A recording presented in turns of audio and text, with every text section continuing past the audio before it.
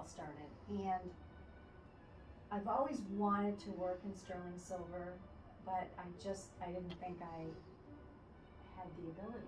I didn't. So my husband and I were walking by the Florida Goldsmiths Society studio one night on our way to dinner in DeLand, Florida, and I said, that's something I've always wanted to do, is work with silver. And he said, well, why don't you go in and sign up?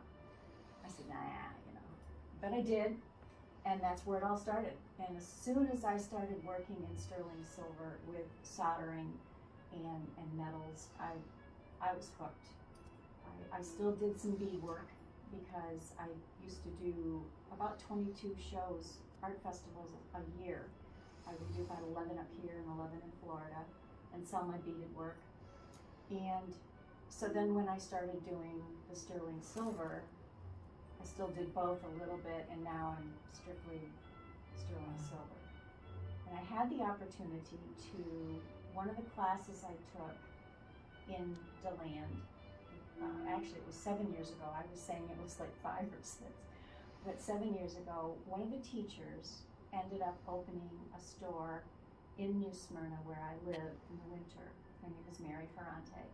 And I went into her store one day and said, she had just opened, and I said, any chance I could work with you or for you in exchange for lessons?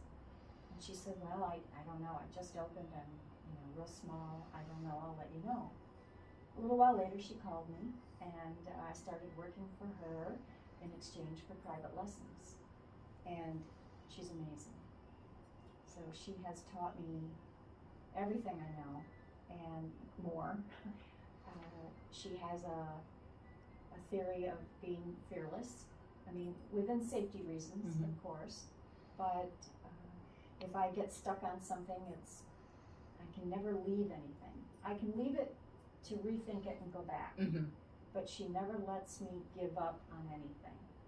And that's been a good thing to know, a good thing to learn for me, because if I get stuck now that I'm on my own a lot,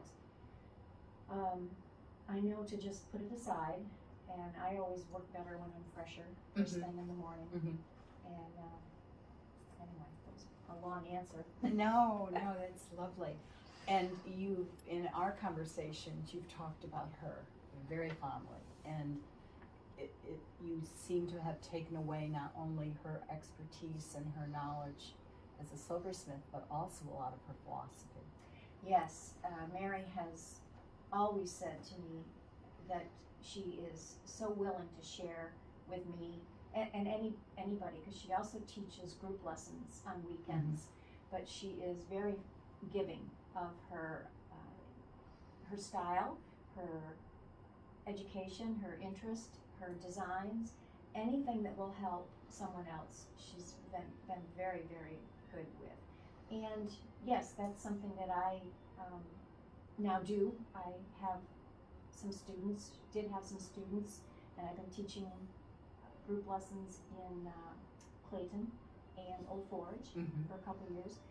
And also, I found when I was first doing art festivals, probably like 10 years ago, a young girl came up to me. She was probably like 13 and had just started beading. And she asked me a few questions, and I helped her out. And we've built a nice rapport since then. She actually helped me work a couple of French festivals because she vacations there. So what I'm getting at is my interest to share my knowledge and my enthusiasm, as you can tell, is always been there. Yes. It's always been there. Yes, and I've seen that in you've done a couple of classes here, right? Yes, that's right, I have. Yeah. So in the summer you live in Colton. Yes. And then in the winter you live in Florida. Yes. Do you have a studio in each place? Yes. You do, okay. Yeah, well, it's a portable studio. Okay. Up here I have a portion of my laundry room, and in Florida I have the guest room. So my car is virtually both ways packed with, my all my supplies, because I pretty much have everything I need, except a rolling mill to do the silver work. So, Okay, wondered how that. and that was something that, again, Mary said, you gotta have the tools. Yeah. And that was one thing that it didn't take me too long to agree with her, because when I first started on my own before Mary, I used a chef's butane torch, and I don't know what else I used, but a pie plate with stones from my garden, and it just doesn't work. So now I use acetylene, and I choose to solder with acetylene, and I have a flex shaft and a tumbler and a pickle pot, planisher, ring sizer, all sorts of things. So your toys. My toys. Your toys, yes. My expensive toys. Yes, they're very important. But so they're packed in the car both ways. Neat. So your experience with the Florida Society of Goldsmith, can you tell us more about how that was for you? Because this was like your first experience with silversmithing, right? Was when you took that course? Yes, I took 2 classes at the studio there, and it's a huge, almost like a warehouse kind of size, and they have every tool you can imagine there. Wow. for your use. And if you're a member, when you go, they're open like 2 or 3 or 4 days a week, and you pay a fee, and you have the whole studio to yourself. Well, not to yourself, there are other people there. And what I found when I started going by myself after I took my first 2 classes, that the other artists who were there, even though they were there to work on their own projects, if I had a question, they were very willing to help answer the question. So, and I tried not to bother them, because they're there doing their own work. But that's also where I learned, probably before Mary, I learned how to be familiar with the tools, the big basic tools that you need. So when I started taking classes from Mary, I didn't go to DeLand much anymore, because it was further away. Mary's is right around the corner from where I live in the winter. So I was able to know what she was talking about when she would talk about a certain tool. Yep, that makes sense. And the studio there, the Florida Society of Goldsmiths, they have week-long workshops in the summer and the winter, and they have an open store on Friday nights and things like that. So they help their members a lot also. So do they have a part of their studio as a store for other people to come off the street and buy things? Yes. It's like a garage door that they just open, and then all the artists who want to have their display cases there, and So you would not only get the experience of creating the pieces, learning how to make the silver pieces, but then you also get the opportunity to market them and sell them and interact with the customers. That's really, really neat. So in putting together your promotional poster and invitation, and you're reading your bio, I wanted to read a quote to you, one of your quotes. You said, "My ideas start in my head, go through my heart and hands, and end with my eyes." And that to me covers the emotionality of the creativity, the philosophical piece of the creativity, and the cerebralness of the creativity. Do you feel that when you are creating a piece? Yes.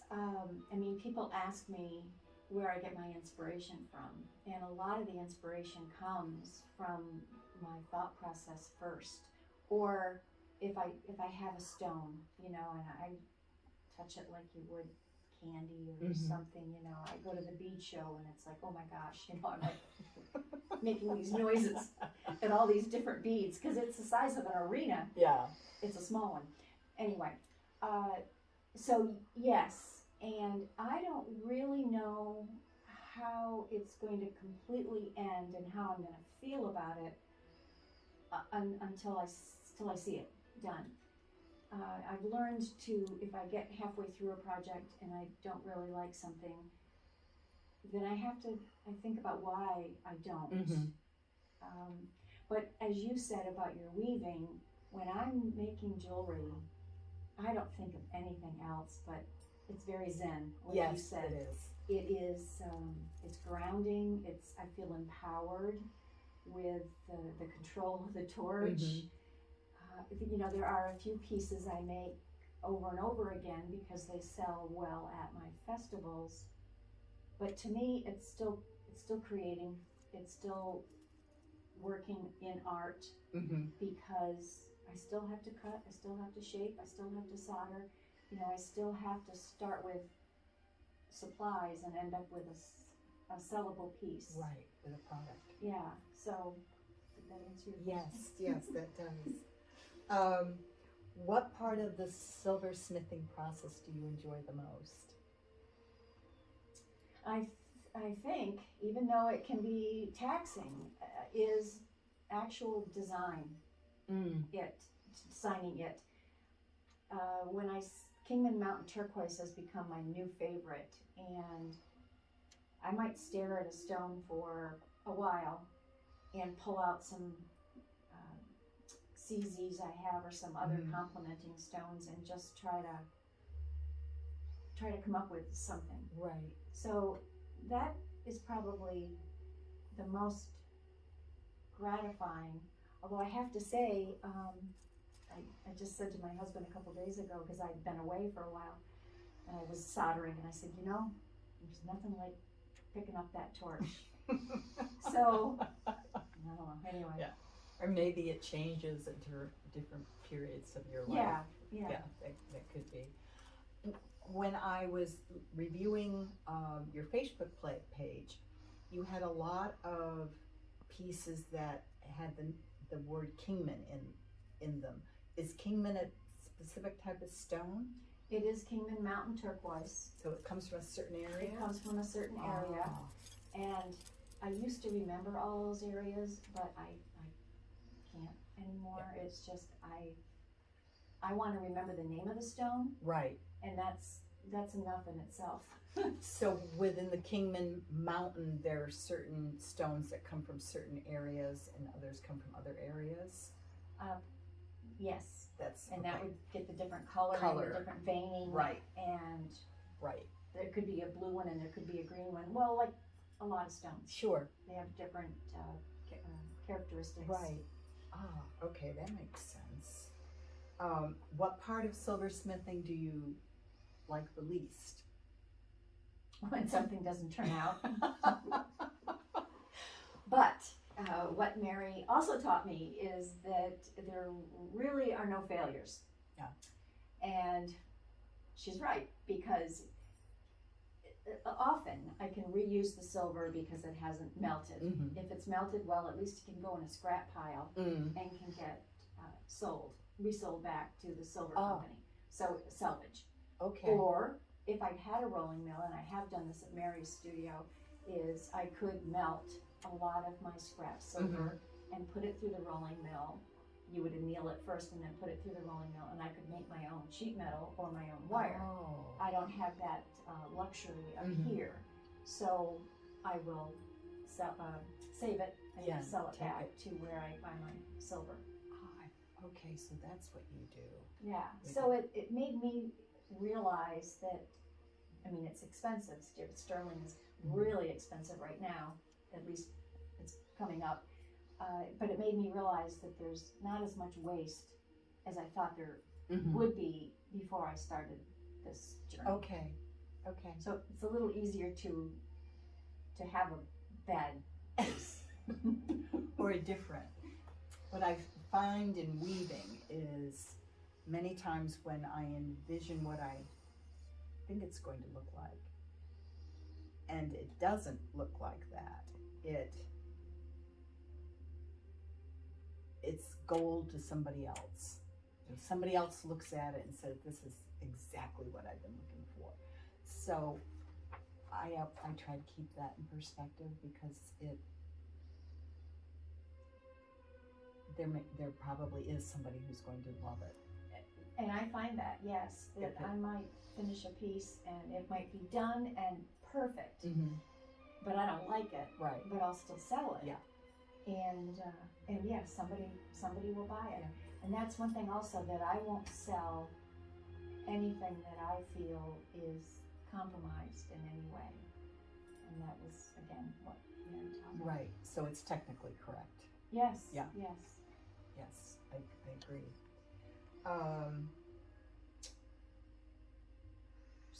So you have students, Yes. and you have one student now, Kay, Yes. whose pieces are over there. Mm-hmm. And how long has she been working with you? This will be her third summer, and I think, third summer, and she hadn't done any silversmithing before, and this last fall, she set up her own studio at her house so that when I left for Florida, she could dabble, Wow. and she's done extremely well, and so this year she wants to tackle something else, but I asked her if she wanted to be part of the show, and she said yes. So I juried her pieces to make sure that they were okay, because after all, it would be my work. Yes. I'm the teacher, so. But she did a great job while I was gone all winter. She'd send me pictures every once in a while, and she's very excited, very enthusiastic about it. That must be very gratifying to see your student. It is, and it's funny how I'll quote her some things, and she'll quote them back to me, and it's all stuff that I was quoted when I was taking lessons. So, yes, and I've had a couple other private students, but they no longer are taking classes. So, but now I'm just going to teach group lessons for now, anyway. Where did you grow up? I grew up in Alexandria Bay in the Thousand yeah. Islands, and lived there until I moved to Potsdam. I went to college. After I left college, I went to Potsdam and lived, and that's where I've lived pretty much ever since. Except now we go to Florida. Retired, believe it or not.